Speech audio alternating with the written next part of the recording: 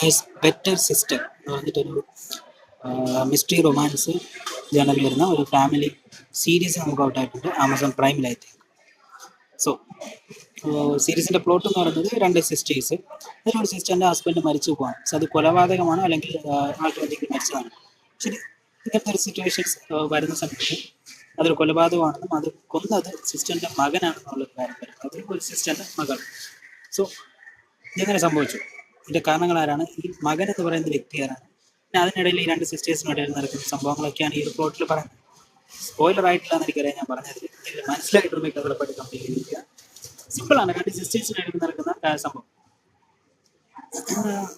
Making ഒക്കെ അടിപൊളിയാണ്, performance ഒക്കെ അടിപൊളിയാണ്, പക്ക 80+ ആണ്.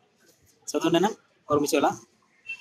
പിന്നെ സമയം ഉണ്ടെങ്കിൽ ദിവസം എടുത്തോണ്ട് കണ്ടിരിക്കാം, അത്രേ ഉള്ളൂ. അല്ലെങ്കിൽ ഭയങ്കര കുമ്പോ കാര്യങ്ങളൊന്നുമില്ല, ചെറിയ ടെസ്റ്റ് കാര്യങ്ങളൊക്കെ ഉണ്ട്.